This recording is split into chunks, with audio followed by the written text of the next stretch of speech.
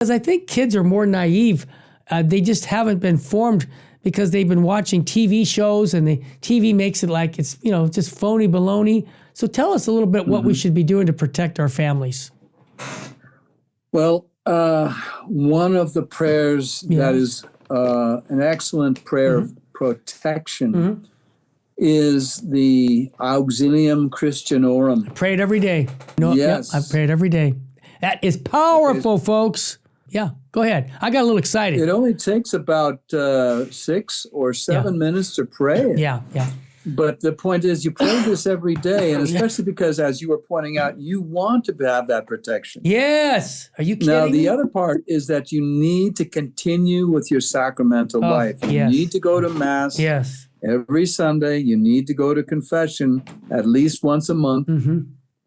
You should be praying the Rosary daily as well. Yes. And I know some people are saying, well, I don't have time.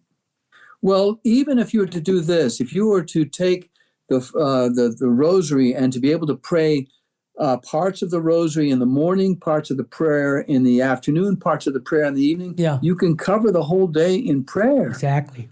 And so there's really no excuse for not praying the Rosary. That's right. I agree. But the point is, this is not something you're doing just for yourself. You're doing this for the world. The whole world needs our prayers now. Yes. Well, Our Lady. And the Auxilium Christianorum, as I was pointing out before, this is one way to stay out of trouble. Yeah, I agree. Those prayers are very powerful. And I remember Father Chad saying something that got me, and I was saying the Angelus, but now I say it every day, a couple times a day, because he said that's also a very powerful prayer for you and protection. And the question I have is, we all have heard of Our Lady of Fatima, and we've heard about Our Lady's peace plan, and the Rosary is part of it. So it seems to me, I kind of joke about this, Father Bob, but you're off the team if you're not praying the daily Rosary. It's important that we take this seriously. And I want to just encourage the dads, because you're providing, protecting, defending the family. You're the spiritual leader in the family, Dad. You're the one who needs to get that Rosary and lead the family. You get your house enthroned to the Sacred Heart. All these spiritual tools that are going to help protect you and your family, especially your wife. And I think that's important also.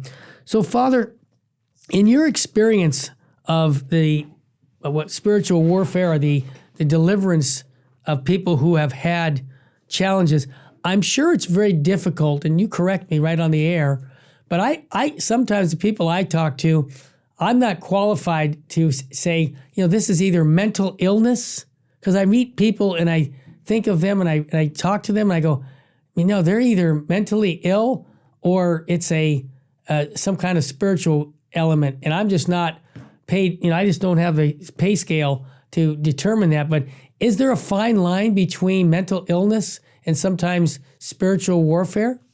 Oh, yes. Yes. In fact, you mentioned Dr. Dan Schneider. Yes. And he actually could probably tell you a whole lot better than I could where that line is crossed. Yeah. But the evil one hides behind the wounds, and especially the emotional and the psychological wounds, the same way that a terrorist will hide behind a child. Wow. So what we're saying, and I'm interpreting this, that many families, let's just say the marriage rate for divorce has been really high the last 4 or 5 decades. And there's a lot of woundedness, sexual abuse. I've found, and this you can correct me right on the air again, but most of the people I talk to who have serious, especially women, regarding the mental or physical illness, it affects them, is sexual abuse. They've been abused by someone in the family or a friend or uncle, sexually abused. And I've read that like 1/3 of women, and that's like hard for me to imagine, but this is so common, and how it messes up, I'll use a vernacular word, messes up the person as a woman, who they are, the value of of who they are. And it seems to me that that in itself can be a opportunity for the evil one to jump in. Now, maybe I'm exaggerating, but has that been true for you? experience of just talking to people over the last 48 years of being in the apostolate. I've seen that consistent where they've been wounded by being abused and their trust level for even God has been affected poorly. Am I onto something? Yes. Oh, absolutely.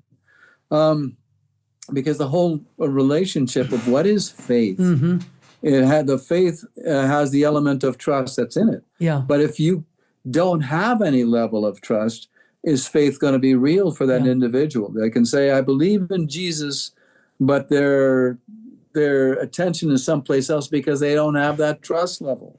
Well, I just came to my mind when I was a young boy.